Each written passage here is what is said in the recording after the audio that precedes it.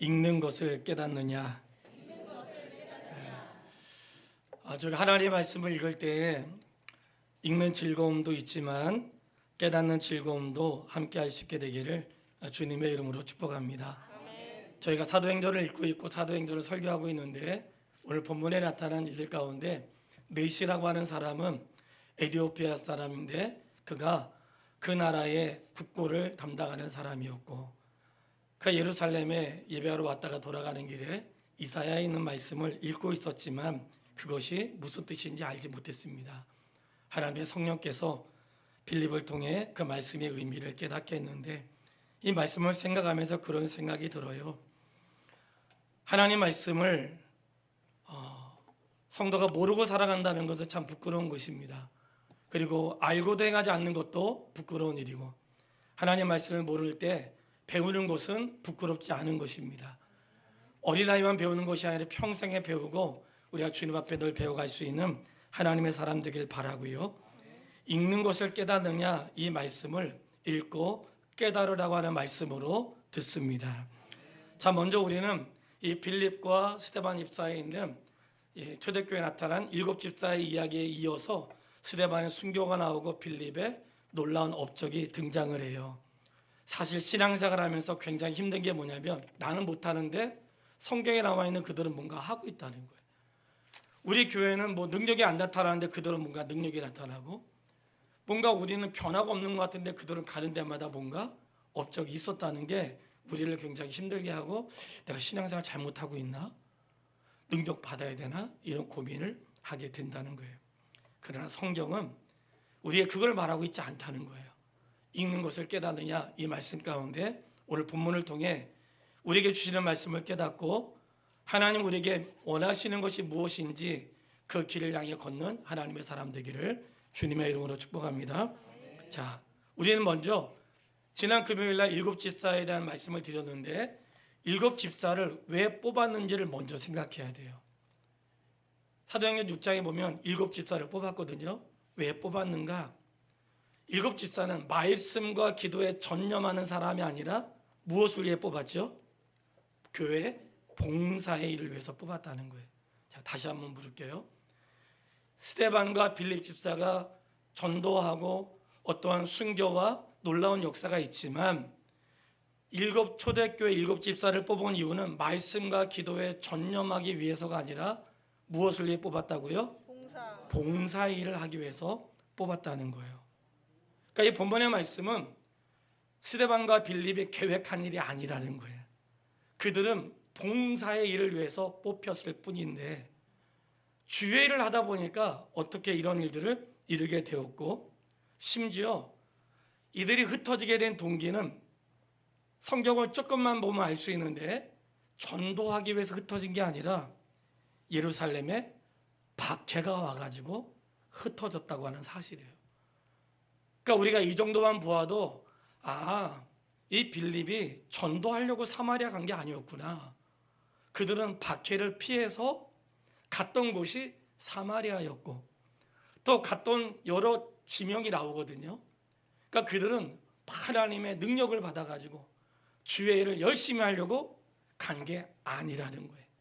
이들은 왜 갔냐면 예루살렘의 박해가 너무 심해가지고 박해를 피해서 갔고 사도 외에는 전부 다 예루살렘을 떠났다고 말씀하고 있어요. 자, 그러면 오늘 본문을 통해 우리에게 하시려고 하시는 말씀은 네시가 하나님의 은혜를 입고 세례 받은 거 맞습니다. 그런데 그것보다 더 중요한 말씀이 나오는데 무엇이냐면 빌립이 주의 사자에게 이끌려서 주의 사자가 빌립에게 인도하시는 대로 이끌림을 받았다는 게 중요한 거예요.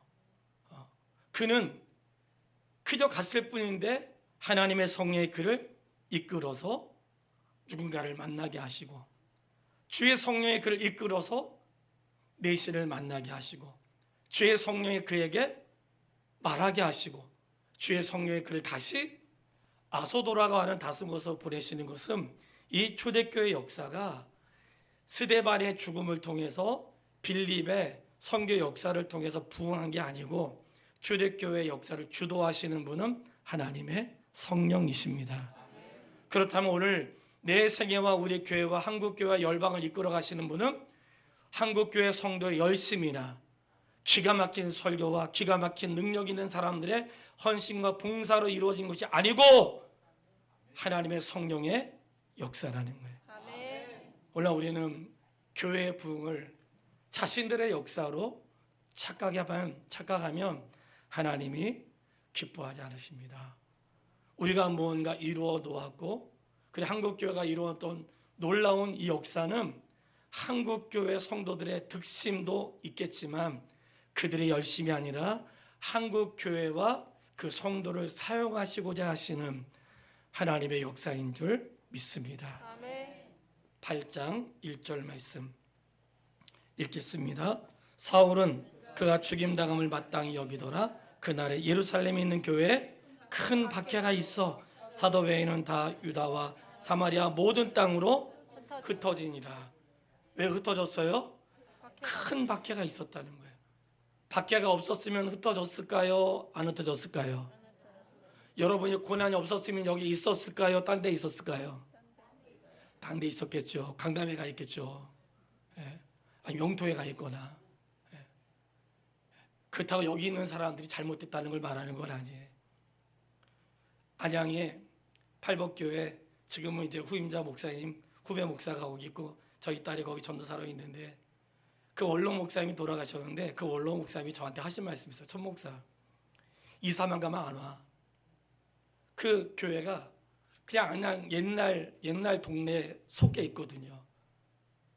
옛날 동네 속에 있는데 이사만 가면 안 온대. 왜 안 오겠어요? 주차장 안 되죠. 그 주차 주일마다 복잡하죠. 뭐 여러 가지 어려운 거예요. 과거의 성도들은 인터넷도 없었기 때문에 또 차도 없어 그냥 그 동네에서 그냥 살았어요.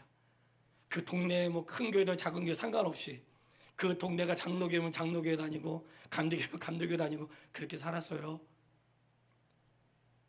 근데 오늘날 차가 있고 어디든지 갈 수 있고 교회 안 가도 인터넷 성도가 엄청 많더라고요.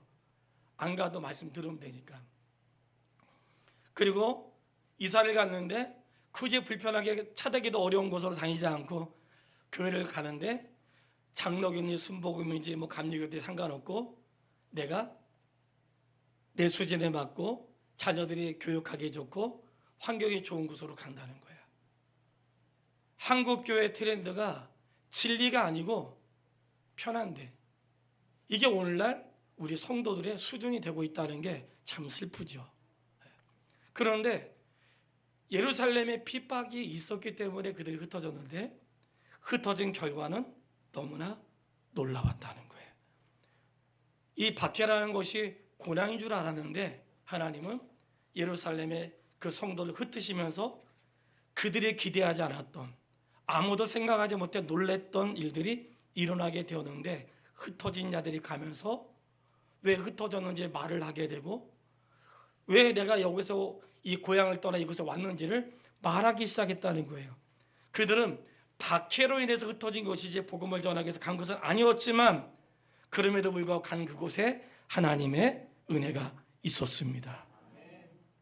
8장 4절로 5절에 보면 그 흩어진 자들이 두루 다니며 복음을 전하세요. 복음을 전하려고 했던 게 아니라 여기 왜 오시게 됐냐고. 아니 거기 살지 왜 여기 왔냐고 동네 사람이 묻지 않았겠어요? 그래서 얘기하기에는 사실 나는 예수 믿는 사람인데 거기에 박해가 와가지고 도대체 그분은 누구시냐고 했더니 빌립이 말하기를 시작했다는 거죠. 자, 빌립은 누구예요? 말씀 사역자로 부른 자들이 아니에요. 여러분 오해하지 않게 되길 바랍니다. 말씀 사역자들이 탁월해서가 아니라 하나님의 그를 말씀 사역자로 부르신 거예요. 그리고 집사는 그들이 탁월하지 않아서가 아니라 봉사일을 위해서 부르신 거예요. 이해되시죠?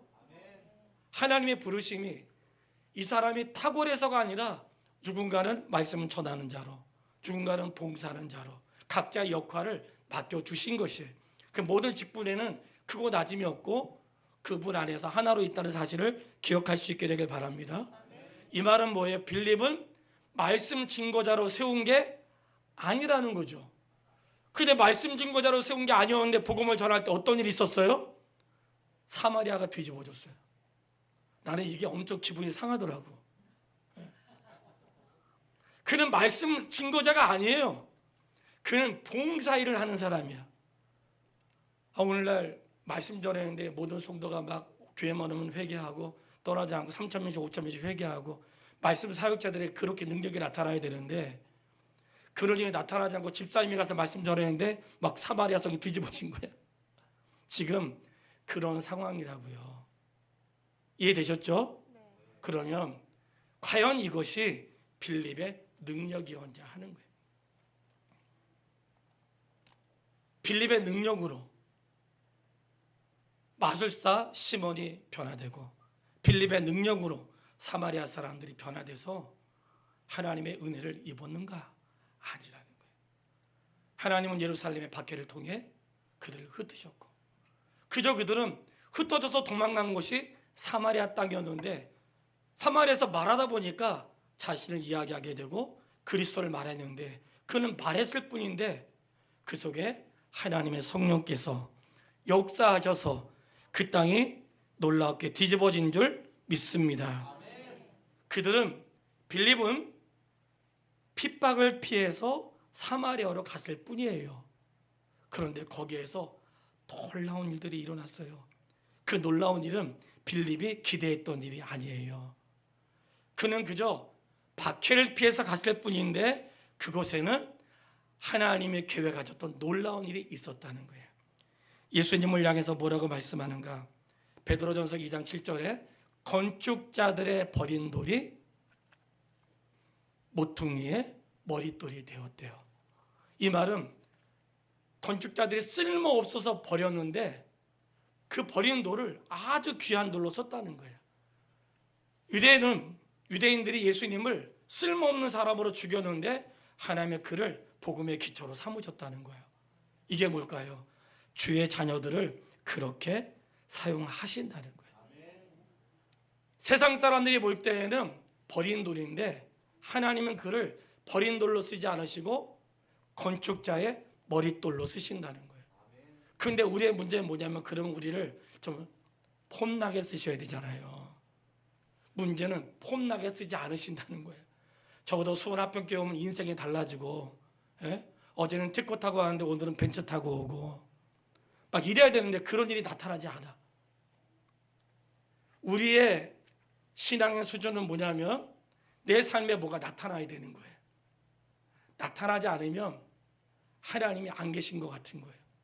작년보다 올해 연봉이 올라가고 내 삶의 형편이 작년보다 올해 더 건강해지고 작년보다 뭔가 내 삶의 형편이 펴지고 그것으로 내 신앙을 증명하려고 하지만 하나님은 그러한 방법으로 우리의 신앙을 증명하기를 원하지 않으신다는 거예요. 아멘. 신기하지 않으세요? 그 어떤 방법으로 우리의 신앙을 증명하기 원하시는가? 고린도후서 6장 8절로 10절 말씀 읽겠습니다. 고린도후서 6장 8절로 10절 어떤 방법으로 우리의 성도됨을 증명하기를 원하시는가? 함께 읽겠습니다. 영광과 욕됨으로 그러했으며 악한 이름과 아름다운 이름으로 그러했느니라. 우리는 속이는 자 같은 참되고 무명한 자 같으나 유명한 자요 죽은 자 같으나 보라 우리가 살아있고 징계받는 자 같으나 죽임을 당하지 아니하고 근심하는 자 같으나 항상 기뻐하고 가난한 자 같으나 많은 사람을 부유하게 하고 아무것도 없는 자 같으나 아멘. 자, 하나님 우리를 세상에 폼나게 드러나게 하지 않으시고 속이는 자 같고 무명한 자 같고 죽은 자 같고 징계받는 자 같고 근심한 자 같고 가난한 자 같은데 아무것도 없는 자 같은데 그들을 향하여 뭐라고 말씀하시는가? 모든 것을 가진 자로다. 아멘. 이게 이해가 돼야 되거든요. 빌립은 박해를 피해 사마리아로 간 거예요. 갔는데 사마리아 사람들이 왜 왔냐고 했더니 나는 박해를 피해서 왔다는 거야. 하나님이 우리를 어디로 보내실까요? 성도님, 예수님을 어디로 보내셨어요? 죄 많은 이 땅에 보내셨죠. 이 땅에 보내셔서 죄 많은 인생에게 너희가 사는 삶은 이것이 끝이 아니라 또 다른 삶이 있고, 너희는 땅의 사람이 아니라 하늘에 속한 사람이고, 너희는 그것을 향해 가는 사람이라는 걸 알려주시고, 죽으시고 부활하신 걸 보여주시고, 승천하신 걸 보여주시면서 다시 오겠다고 말씀하셨거든요. 하나님 우리를 어디로 보내시는가? 가난하고 헐벗고 어렵고 어둡고 말도 안 되는 그곳에 보내셔서 말도 안 되는 삶을 살게 하세요. 우리는 멋있게 살고 내가 잘 사는 사람으로 멋진 차와 내 인생의 멋진 곳으로 증명하고 싶지만, 하나님 그런 데로 보내지 않으시고 생명이 필요하고 회복이 필요하고 인생의 일어남이 필요한 곳으로 보내세요. 아멘. 그곳은 잘 사는 곳이 아니에요. 보편적인 사람들이 사는 곳이고, 가난한 사람들이 사는 곳이고, 평범한 사람들이 사는 곳이고, 그곳에 사는데 나하고 그들과 다른 게 없어 보여. 근데 신기한 거는 이 사람은 절망이 빠져도 절망하지 않아. 이 사람은 가난해도 절망하지 않아. 아파도 절망하지 않아. 어떻게 그렇게 사냐고. 우리에게는 산 소망이 있습니다. 아멘. 이게 성도의 삶이라는 거야. 우리는 내가 잘 사는 곳으로 증명하고 싶어요. 사실 저도 그랬던 적이 있었어요.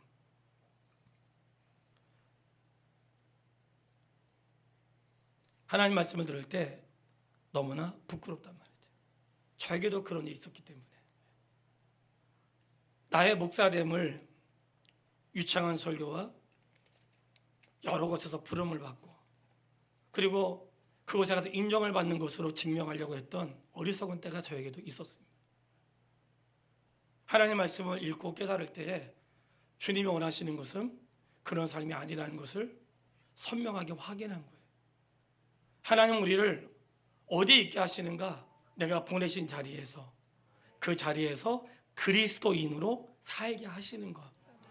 내 손에 잡히는 게 없고 보이는 게 없고 그 뭔가 새로운 게 없는데, 그 사람들이 우리를 볼 때 다른 거예요. 절망에 빠져도 이 사람은 절망하지 않는 거야. 어려운데, 뻔히 어려운데 낙심하지 않아요. 분명히 위기가 왔고 앞이 보이지 않는데 이 사람은 믿음으로 살아. 어떻게 그렇게 사냐고 할 때 우리의 소망은 하늘에 있습니다. 삶의 태도가 다른 거예요.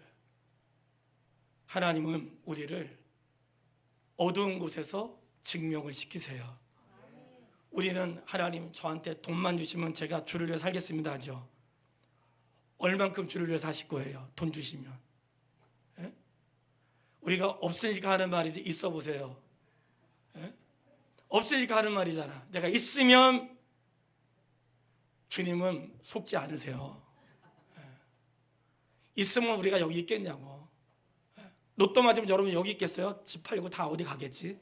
예? 일상의 삶이 안 되는 거예요. 하나님께서 우리 생애 가운데 원하시는 것은 그저 그는 자기의 삶을 살았던 거예요. 박해를 피해서 갔을 뿐인데 놀라운 일이 일어났어요. 그런데 이 놀라운 일이 일어나는데, 놀라운 일이 일어났을 때 빌립을 통해 놀라운 일이 일어났지만 거기에 누굴 보내냐면 베드로와 요한을 보내세요. 되게 중요한 말씀이거든요. 8장 14절로 16절. 자, 읽겠습니다. 예루살렘에 있는 사도들이 사마리아로 하나님의 말씀을 받았담을 듣고 베드로와 요한을 보내매 그들이 내려가서 그들을 위하여 성령 받기를 기도하니 이는 아직 한 사람에게도 성령 내리신 일이 없고 오직 주 예수의 이름으로. 자, 여기서 중요한 단어는 예루살렘에서 사도들이 사마리아로 갔는데 누가 갔어요? 베드로와 요한을 보냈어요. 왜 갔을까요? 사마리아 땅에 일어났던 일들이 사실인지 확인하기 위하여 사도를 보낸 거예요. 이 말은 뭐냐? 어떤 사람이 어느 날 갑자기 은혜 받았대.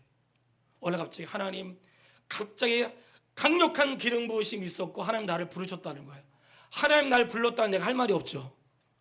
어떤 사람이 주의종 가는데 하나님 부르셨대. 하나님 부르셨다는 우리 할 말이 없잖아요. 사마리아 땅이 변화됐는데 더군다나 사도가 아니라 봉사자로 부른 빌립을 통해서 사마리아 땅이 변화가 된 거예요. 그러면 거기서 빌립이 목회했어요. 되게 중요한 말씀을 드리는 거예요. 엄청나게 놀라운 일이 있었는데 이 놀라운 일들이 과연 하나님의 뜻인지 확인하기 위하여 예루살렘에 사도였던 베드로와 요한을 보낸 거예요. 그래서 이것이 과연 하나님이 하신 일인지 사람의 장난인지 확인하여 하나님이 놀라운 일을 하셨네. 와. 그리고 그를 위해 기도했더니 하나님의 성령이 임하신 거예요. 성도의 신앙을 목사가 탁월해서 간섭하는 것이 아니라 그의 신앙이 바른 것인지 누군가에게는 확인이 필요하지 않겠습니까? 안 믿어지세요? 왜 대답을 안 하세요? 확인이 필요하지 않으세요? 확인이 필요하죠. 하나님 나한테 직접 말씀하셨는데요. 그래도 확인이 필요한 거예요. 그래서 이 시대의 종들을 세우신 거예요. 이것이 진짜 하나님의 부르심이 맞는지, 하나님의 역사가 맞는지 그 일을 위하여 종들을 세우신 거예요. 그래서 하나님의 성도들이 교회 등록할 때 왜 확인해요? 이 사람이 이단인지, 어떤 신앙을 가지고 있는지, 이 사람이 오지 못하게 하기 위함이 아니라 그의 삶이 어떻게 살아왔고 어디로 가야 되는지를 누가 진단해요? 스스로 진단할 수 없죠. 그래서 베드로와 요한을 통해 확인했는데 세상에 하나님의 하신 일이 맞았어요. 베드로와 요한은 기도했을 뿐이고 하나님의 성령이 그들에게 임했습니다. 오늘 우리는 주의 일을 하면서 왜 낙심하는가? 왜 우리는 날마다 부응하지 않고 내 삶에는 뭔가 새로운 역사가 없고 내 삶에는 왜 달라지는 게 없지? 이렇게 생각하기 때문에 그래요. 초대교회 성도들과 우리가 완전히 다르다고 생각하니까 그런 마음이 드는데 사실은 그렇지 않다는 것을 지금 말씀드리고 있는 거예요. 자, 오늘 읽었던 본문의 말씀 26절 읽겠습니다. 주의 사자가 빌립에게 말하여 이르되 일어나서 남쪽으로 향하여 예루살렘에서 가사로 내려가는 길까지 가라 하니 그 길은, 자, 주의 사자가 누구에게 말했어요? 빌립에게 말했어요. 아니 지금 사마리아 땅에 엄청나게 부흥의 역사가 있었는데 거기 있어야 되잖아요. 거기 있어야 빌립도 대접받을 거 아니야. 그런데 주의 사자가 그를 거기에 머물러 있지 않게 하세요. 그는 말씀 전하는 자가 아니에요. 주의 사자가 그를 가사라고 하는 광야로 보내세요. 주의 사자가 보냈어. 갔는데 27절 일어나 가서 보니 누굴 만났어요? 에디오피아 사람 곧 에디오피아 여왕 간닥의 모든 국거를 맡은 관리인 네시가 예배하러 예루살렘에 왔다가 돌아가는데 수레를 타고 선지자 이사야 그를 읽더라. 빌립이 찾아갔어요? 아니요. 주의 성령이 그를 가라고 했는데 갔더니 거기에 어떤 사람이 있었는데 예배하고 돌아가는 에디오피아 사람 네시를 봤어요. 서로 모르는 사람이에요. 주의 성령께서 어떻게 말씀하셨는지 우리는 몰라요. 직접 말씀하셨는지 음성으로 깨닫게 하시고 환상을 보았는지 안 가르쳐주기 때문에 모르지만 분명한 건 주의 사자가 그에게로 가라고 지시했다는 거예요. 그래서 갔어요. 29절 읽습니다. 성령이 빌립더러 이르시되 이 수레로 가까이 나아가라 하시거늘 빌립이 달려가서 선지자 이사야 글을 읽는 것들 듣고 말하되 읽는 것을 깨닫느냐? 대답하되 지도해 주는 사람이 없으니 어찌 깨달을 수 있느냐 하고 빌립을 청하여 수레에 올라 같이 앉으라 하니라. 누가 인도하셨어요? 성령이 인도하셨죠. 여러분은 믿지 않으시겠지만 믿어지신다면 오늘 내가 이 자리에 있는 것은 하나님의 성령이 인도하시는 사실을 믿으세요. 이것은 확실합니다. 나는 나의 길을 가는 것 같은데 하나님의 성령은 그분의 일을 하세요. 근데 그분의 일을 하시는데 그것이 화려하고 사람들에게 드러날 만한 일이 아닐 수 있다는 거예요. 사마리아 수많은 사람들이 변화되는데 그 자리에 있지 않고 그저 에디오피아 사람 넷이 한 사람을 위해서 그를 광야로 보내세요. 사마리아에서 막 대접받게 하고 머물러 있지 않게 하셔. 이 말은 빌립에게 야 너가 사마리아 땅에서 한 일이 너가 영광받을 일은 없다는 거예요. 죄의 종이 죄를 했다고 해서 영광 받을 일은 없는 거예요. 목사가 말씀 전하는 거 당연한 거죠. 그걸로 영광 받는 일이 아니라 그렇게 안 하면 오히려 야단 맞을 일이죠. 하나님의 교회를 통해 목사가 무엇을 누리기 위함이 아니라 이것이 저의 사명이기 때문에 하는 것이고, 크고 작으면 그분의 몫이고, 그저 우리는 그분의 말씀을 전했을 뿐인데, 성도의 삶에 어떤 변화가 있다면 그의 설계의 유창함이 아니라 그를 향하신 하나님의 은혜인 줄 믿습니다. 아멘. 성경의 조명하심이 있었다는 거예요. 아멘. 읽는 것을 깨닫느냐, 지도해 주는 사람이 없으니 어찌 깨달을 수 있느냐. 성도님, 여러분은 그래 지도하는 사람이 있잖아요. 중요한 건 아무도 안 물어본다는 거야. 다 아는 거죠. 고맙죠. 다 아니까. 그래서 말씀은 내가 한 주간 동안에 우리가 읽었던 말씀을 확인하는 거죠. 읽는 것을 깨닫느냐. 저도 날마다 그분의 말씀을 깨달으려고 엎드리는 것이에요. 그럴 때에 지도해 주는 사람이 없으니 어떻게 알겠습니까? 저한테 목사님 오늘은 동으로 가야 돼요, 서쪽으로 가야 돼요 물어보지 말고 그냥 말씀을 물어보세요. 동쪽에 서쪽이든지 가고 싶은 대로 가세요. 뭐 그런 게 중요하겠어요, 여러분.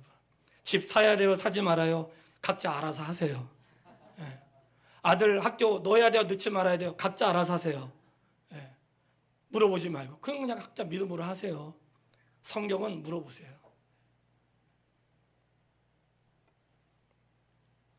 (32절에) 읽는 성경 구절은 이것이니. 자, 여러분, 제가 우리 성도님들에게 날마다 큐티를 말씀하지만 큐티할 때 가장 중요한 것은 내가 무엇을 깨닫느냐보다 성경이 나에게 무엇을 말씀하시느냐라고 했어요. 성경을 해석할 때 중요한 원리가 있는데 성경은 성경으로 해석한다. 자, 성경을 어떻게 해석해요? 다시 한번 중요한 단어니까요. 성경은 어떻게 해석해요? 성경으로. 성경은 성경으로 해석하는 거예요. 아멘. 성경은 자기의 경험이나 내가 꿈을 꿨고 나중에 들은 말씀으로 해석하는 게 아니고 아멘. 성경은 성경으로 해석하는 거예요. 아멘. 구약의 말씀을 구약의 어떤 본문으로, 신약의 어떤 본문으로, 신약의 말씀은 구약의 어떤 본문으로, 신약의 어떤 본문, 성경은 성경으로 해석하는 거예요. 내가 누구한테 들었는데요, 내가 어떤 경험했는데요. 늘 말씀드리지만 그건 개인적인 경험. 성경은 그분의 말씀이기 때문에 그분의 말씀이 틀릴 수 있어요, 없어요? 없어요. 다시 한번 물어볼게요. 틀릴 수 있어요, 없어요? 없어요. 구약과 신약이 달라요, 같아요? 같아요. 같습니다. 구약의 말씀은 신약의 말씀과 같은 거예요. 왜냐? 구약의 말씀을 하신 분이 하나님이시고 신약의 말씀이 하나님이세요. 구약과 신약은 충돌되지 않아요. 창세기에 아담에게 하신 말씀과 오늘 우리에게 하신 말씀은 충돌되지 않습니다.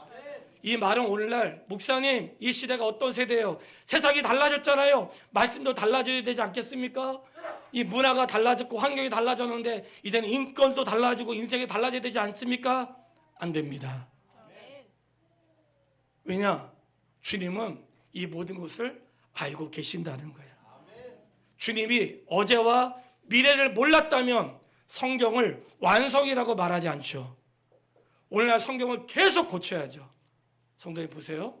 세상의 법은 맨날 고쳐. 올해 또 고쳐. 내년에 또 고치고 어떤 직업에서 또 고쳐요. 왜 고쳐요? 예측하지 못한 일들이 발생한 거예요. 사람이 하는 일들이 그래요. 늘 바꿔야 돼. 더 중요한 거는 법을 고치고 세상이 빨라지는 것만큼 사람의 인격과 그런 태도가 거기에 반응하지 못하고 있다는 거예요. 세상은 엄청나게 빨라지는데 우리의 인격은 거기를 따라가지를 못해. 이게 문제라는 거예요. 세상은 엄청 발전하는데 우리의 인격과 성품은 항상 그 자리에 머물러 있어. 법만 바꾸면 뭐예요? 사람이 안 바뀌는데. 성경은 과거와 현재와 미래를 아시는 분이 기록한 것이기 때문에 환경에 따라 달라지지 않습니다. 아멘. 자, 성경은 일치하다는 거예요.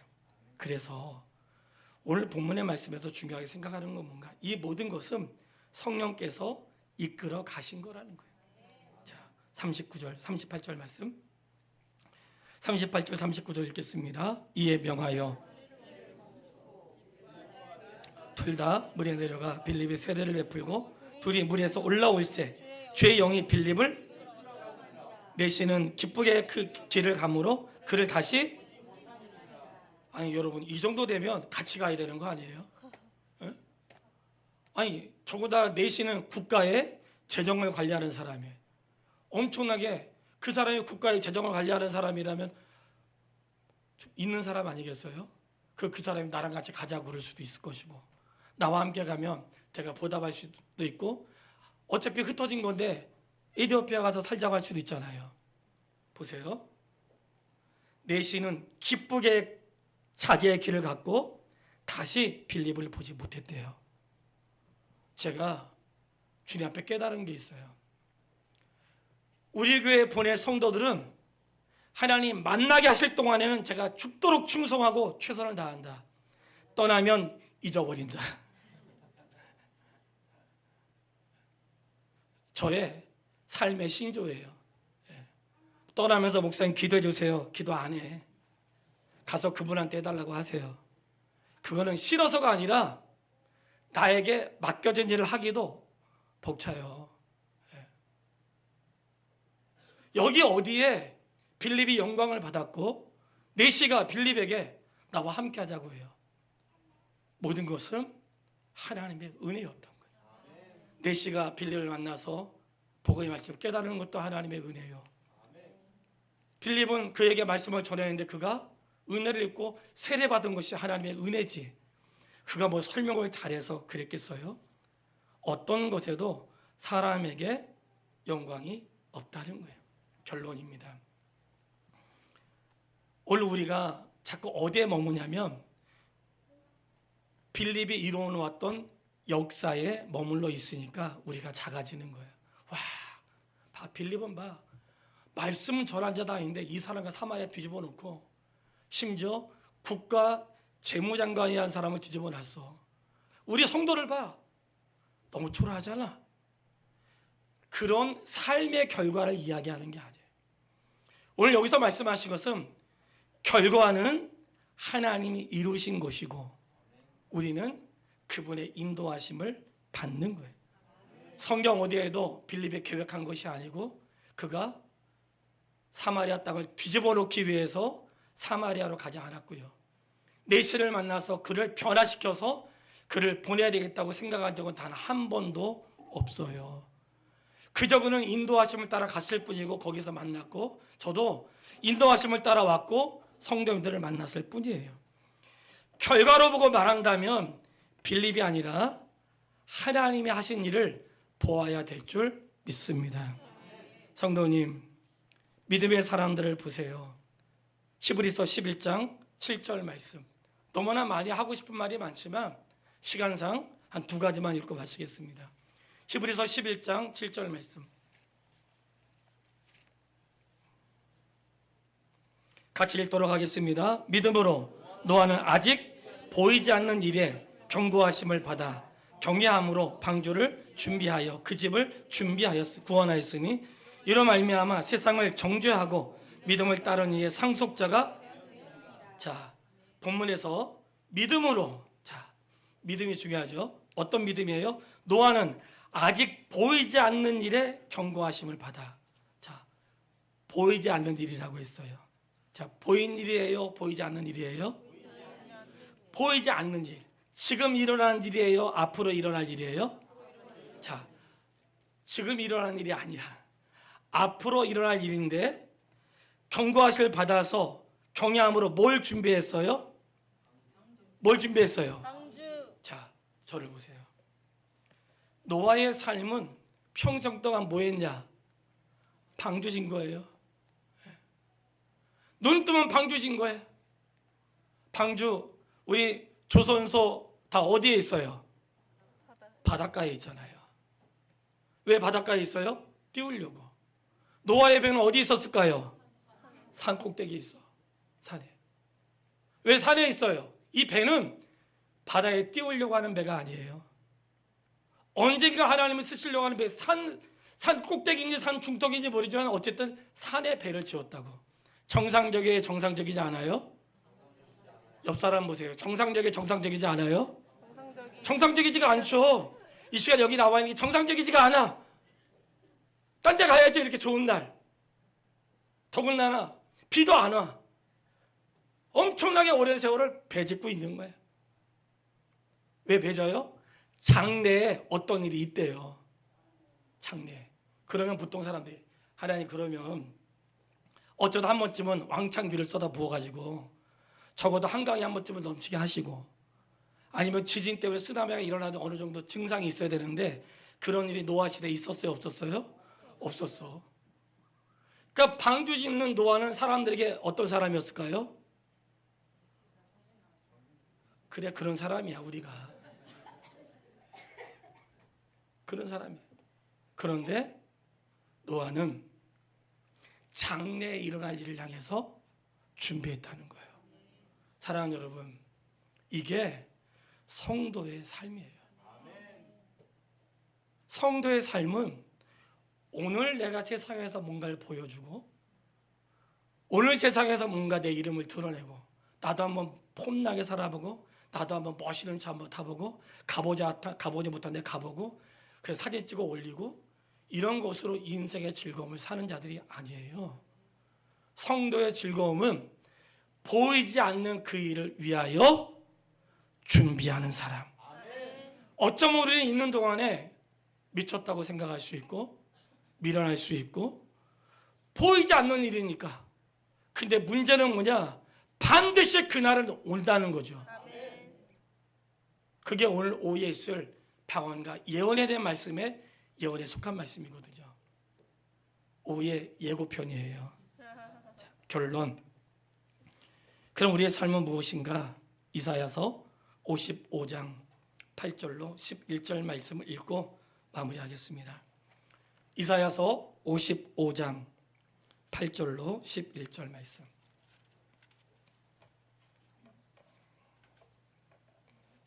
이사야서 55장 8절로 11절 읽겠습니다. 이는 내 생각이 너희의 생각과 다르며 내 길은 너희의 길과 다름이니라. 여호와의 말씀이니라. 이는 하늘이 땅보다 높음 같이 내 길은 너희의 길보다 높으며 내 생각은 너희의 생각보다 높음이니라. 이는 비와 눈이 하늘로부터 내려서 그리로 되돌아가지 아니하고 땅을 적셔서 소출이 나게 하며 싹이 나게 하며 파종하는 자에게는 종자를 주며 먹는 자에게는, 저 크게 읽으세요. 내 입에서 나가는 말도 이와 같이 헛되이 내게로 되돌아오지 아니하고 나의 기뻐하는 뜻을 이루며. 형통함이니라. 여러분, 비가 내려서 어디에 쌓였어요? 아니면 흩어졌어요? 땅으로 스며들고 어딘가 흩어졌어. 엄청나게 비는 오는데 쌓이질 않아. 그러니까 이게 뭔가 온 건 맞는데 쌓인 건 없어. 분명히 내가 일을 했고 분명히 내가 월급을 받았고 분명히 내가 어떤 일을 해서 했는데 쌓이지 않아. 왜냐하면 어딘가 썼기 때문에. 마치 이번에 370만 원이라는 것을 그분들에게 흘려보냈던 것처럼 뭔가 받긴 받았는데 우리 교회 재정부에는 쌓인 게 없어요. 분명히 성도가 됐어. 재정부에는 없어요. 근데 어딘가 갔어. 물은 비가 하늘에서 내렸는데 땅에 쌓이지 않아. 그런데 중요한 건 땅에 곡식이 자라고 열매가 자라고 세상을 윤택하게 한다는 거예요. 할렐루야! 너무나 놀라운 신비예요. 콩나물에 그렇게 물을 주는데 물 다 어디 갔어요? 없어. 콩나물은 자라는 거예요. 성도님, 이게 성도의 삶이에요. 아멘. 성도는 나에게 담겨진 그릇으로 나를 증명하는 게 아닙니다. 남겨진 것으로, 아멘. 집이 남고 교회 건물이 남고 숫자가 남고 남겨진 것으로 자기를 증명하는 게 아니라 오히려 남겨진 게 없어. 은혜를 받은 건 맞아요. 비도 왔어요. 은혜도 입었어요. 남는 건 없어. 그런데 내 영혼이 자라고, 교회가 자라고, 성도의 믿음이 자란 거야. 여러분, 그게 남겨진 거예요. 그래서 성도가 살아가는 자리에서 그리스도 예수의 이름으로 살면서 보여주기 위한 삶이 아니라 내 속에 드러난 건 없고 남은 건 없지만 그 자리에서 그분을 높이고 인도하는 대로 사는 삶, 장례를 준비하는 삶을 사는 동안 미련해 보이고 어리석게 보이고 우둔하게 보이지만 마지막 날 이루실 그날을 믿으면서 아낌없이 살아가는 그런 삶, 그 끝에서 그분의 영광을 볼 줄 믿습니다. 이것이 우리가 가는 길이에요. 우리 그 길에서 다 같이 기뻐할 수 있게 되기를 주님의 이름으로 축원합니다. 찬양하겠습니다.